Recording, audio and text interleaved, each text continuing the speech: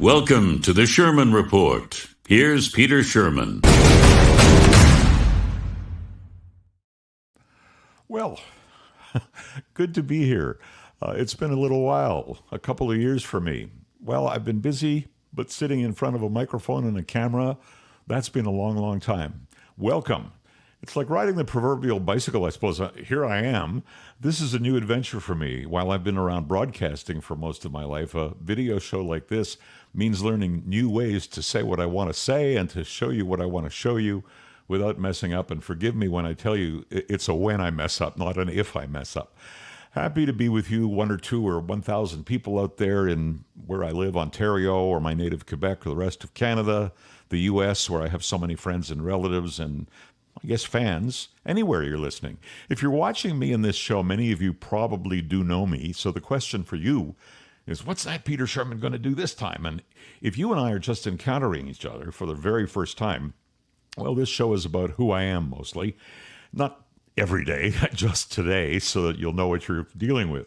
We'll see what it does when it takes shape. Today, I'm just going to talk to you about what I envision and introduce myself to you. And tomorrow you'll get the full Monty. I'm going to be another year older in November, and that makes me 70-something. But I'm definitely going on 40, so who knows what this could become. When I say know me, by the way, it means know me by reputation or by my positions on world events, or know me as a former politician in Ontario, or remember me as a talk radio personality. So many different things I've done. I'm none of those things anymore. Hopefully I will be some of those things again, but I have been all of them and a few more. How, for example, did I develop interviewing skills or become comfortable talking with and about famous people or non-famous people? That goes back in time to the 70s when I was a news reporter in Montreal. Separatism was the big thing, and there were crises like political kidnapping and the murder of a Quebec cabinet minister whom I happen to know. His name was Pierre Laporte. In those days, getting an interview with, for example, the Premier Robert Bourassa was pretty easy compared to today, and he'd actually answer a question that you designed for an answer. And getting to know people and even friendly with people became fairly easy. For example, the guy who became Premier for the separatist Parti Québécois, René Lévesque. Meeting and talking with world figures like Israel's Shimon Peres also became part of it for me.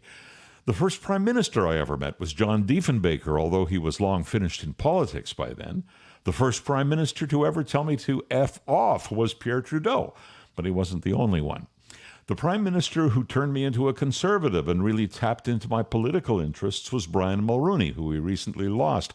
Then already a public figure, but not yet in office as prime minister or anything else. I ran radio stations then, and he was on my board. And that brought me to Toronto eventually to become president of the now-defunct Standard Broadcasting Stations.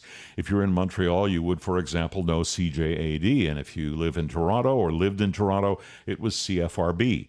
I got to know Toronto and Ontario pretty well during that period, and afterwards, 15 years of operating my own business post-radio in communications, and then returning to radio, but this time on the air. Talk radio was a soapbox for me, and it led to an invitation to run for provincial office from then leader of the PC Party, the Progressive Conservative Party, John Tory. I accepted, I ran in Thornhill, north of Toronto, and I was elected. And I spent 7 years of my 2 elected terms in opposition, speaking often to media on behalf of my party or jousting verbally with Premiers Dalton McGuinty and later Kathleen Wynne. Only after that did I return to talk radio, and only after that did I conclude that now, in 2024, if one is under 50 or maybe even 55, you probably pay no attention to radio at all. It's pretty much past its best before date. That's not because there's anything wrong with radio. It was the love of my professional life, probably still is, but there are so many alternatives now that radio is not the must-listen medium it once was, or the box on the counter in mom's kitchen. So here I am, going it alone on new media, in this case, a live daily video show, and when I'm not live on the air, a podcast available on all podcast platforms, Apple, Spotify, you know the ones. The nice thing is I can take any position I like on any topic now, but that wasn't always the case. I can also say nasty words, but I won't. Maybe we met somewhere only once, or maybe you're a good friend, or maybe you're a good acquaintance of mine, and have been wondering just what the Shurman Report is going to be, or perhaps you don't know me yet. Well, this is day one, episode one, and that means I'm taking this first segment to introduce myself, or maybe reintroduce myself, and after this, well, we'll forge ahead, no holds barred. I hope you find some reasons to stick with the Shurman Report as it launches, and with a little luck and a lot of hard work, that it grows and moves forward. We are swimming in a sea of about 3 million podcasts, so I'm going to have to work at this, and I hope I'm up to that job.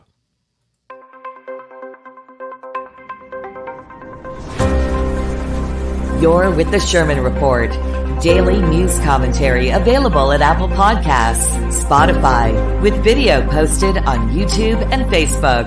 Here's Peter Shurman.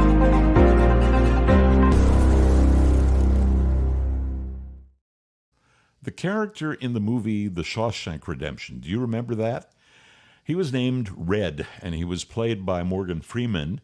He was a really old prisoner in this rural prison, and he used the line, well, you can get busy living or you can get busy dying, and I think I know my preference. So I'm here on Earth for a while longer, and I want to keep contributing, making a difference, and the Shurman Report is my way. Success in speaking to people comes from having them like or agree with your take on what's happening in the world. But sometimes it's just the opposite, having them hate what you think or what you stand for. So I welcome everyone, love me or otherwise. If you're in the middle, or I call it the mushy middle on things, it's kind of something that won't work quite as well. Be one place or the other. That's just good advice generally, I think anyway. When I was doing radio, I'd often say I loved you, whether you wanted to throw a shoe at the radio or just embrace it. Didn't matter to me, which was really because you listened either way. If you've happened upon me today, perchance, let me share a few things just to be clear about who I am and what you might expect. They inform my views sometimes, and sometimes they do just the opposite. First, I'm an aging white guy, and I don't apologize for that. Happens to everybody, at least everybody who's white. And if you're black, well, you become an aging black guy. It gives you some wisdom, or at least I hope it does. I was born in Canada. I'm a proud Canadian. I'm one of those crazy guys who actually sings, "Oh, Canada," and my chest swells when I do, and it swells unabashedly. I love our country, but I think it needs some adjustments. All right, so it needs a lot of adjustments, and we'll be talking about that many times, I'm sure, in the coming days. I'm not fond of small L liberalism, and I'm even less fond of large L liberals. But I don't fight with anyone over divergent views. In other words, I am myself and, well, you do you. I'm Jewish as well, and if you don't care for that, it doesn't matter to me at all. If that's a problem for you, fix it, or don't. I believe in the just war being fought by Israel in response to a hideous attack of murder and mayhem launched on peaceful, unarmed Israeli Jews by Hamas back on October 7th, 2023. I believe the war will carry over to heavy fighting along the Lebanese border, as we've just been witnessing. We've seen some of that because Hezbollah, another proxy for Iran, is there goading and now attacking Israel with rockets and fireworks. What did they do last week? What did they do? They killed a bunch of kids, Druze kids on a soccer pitch. Who are the Druze? They are proud Israelis. They're not Jewish. They speak Arabic, but they're not Muslims. And they hit kids, for God's sake. I detest the position of our Prime Minister Justin Trudeau on this subject, okay?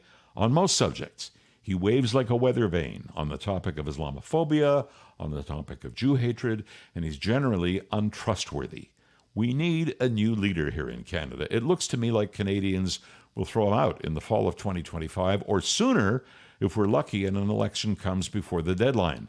And if anybody knows Jagmeet Singh's number, maybe give him a call and tell him I said that and that you think it too. I do believe in Pierre Poilievre, whom I've had the pleasure of knowing for about 14 years. We need him desperately. And no, he's not Trump or anything like it. He's like everybody else. He's going to have to get in there and learn as he goes. So those are my politics, and this is Canada as of today. What about our downstairs neighbor? What about the U.S.? In the United States, given the current cast of characters, I'd vote for Donald Trump. And that was how I felt before he got shot, too. I'd vote for Trump not because I revere him or because I think he has everything right. In fact, I think he's more than a bit crazy. But he's not at all stupid. The alternative is to vote for Kamala Harris. And presumably, she'll have that nomination holding the American levers of power if she makes it through the Democratic convention in a couple of weeks. Her Biden-like views will keep her from stepping into situations strongly when needed, as they surely will be sooner, not later. Those positions will keep her pumping out the woke crap that's damaged American kids and their way of life, their way of looking at the world. And it's, by the way, hurt Canadian kids. The same thing has, because they haven't escaped either. And that's the other main reason why I favor voting for Trump. Yeah, Kamala could be contested and beaten by another aspiring Democrat, but the nomination Biden won during the winter caucuses carries weight. She's the candidate. And what an interesting time in politics, and what an unsteady time for the world. So, obviously, I'm not a Democrat supporter, a Dem supporter, generally, as you may have gathered. They come from the left, and the left wants you to think the right is composed of uneducated, lesser beings who embrace fascism and violence, or who hate the environment except for what they can use or sell, and who pass laws for their wealthy friends, not for everyone. That's precisely the opposite to what the right of center, people like me, stand for. I have no vote in the United States, but I, like most Canadians, realize that we live above an elephant and it looks up here and what does it see? Mosquitoes. Elephant mosquitoes. That means the person they select down there as president really matters to all of us. I believe in the rethinking of Canada.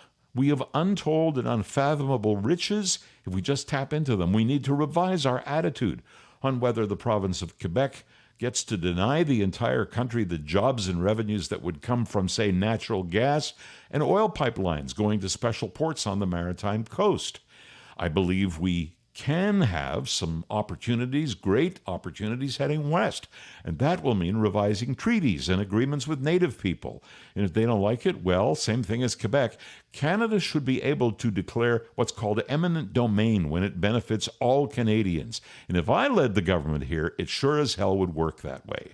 So there's another thing to think about, and we'll be talking about that. I'm a citizen of this country, and it is Canada, one country, and we need policies that may upset some people, but in the end can be so very positive for everyone. This daily show, the Shurman Report, will deal with 2 to 4 topics per episode, and will provide my opinions on them, but we'll be featuring guests too as of next week. Some will be regulars, more on that after I get reaccustomed to using the microphone and, again, newly accustomed to operating the video controls, which, believe me, are not easy. Bear with me and laugh a little at my technical screw-ups. No do-overs when you're live. Topics will be far from just Canadian, but since I am located in Toronto, my viewpoints tend to be shaped from this point on planet Earth. The Shurman Report will also focus on Europe, certainly address what's going on stateside.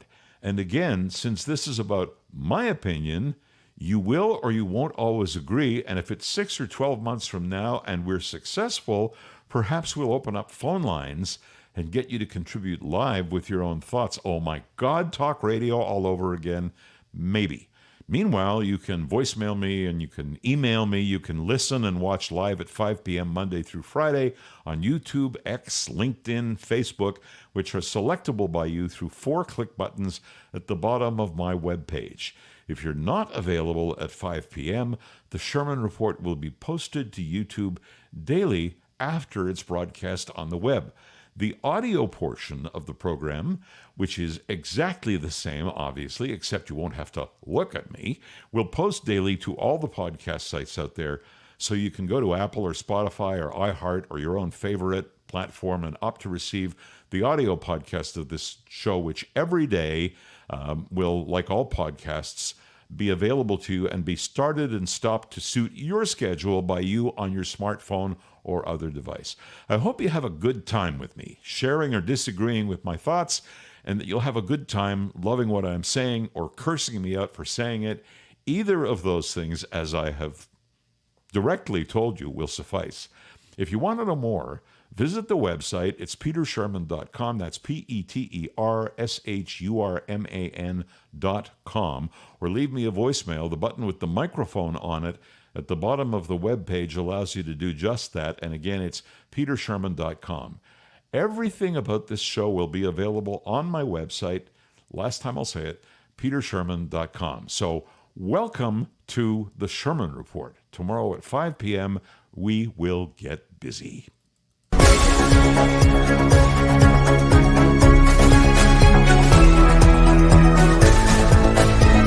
The Shurman Report, available on Apple Podcasts, Spotify, and the video version at YouTube, Facebook, and always at petershurman.com. Thanks for listening to the Shurman Report. If you'd like to connect with Peter directly, just go to petershurman.com.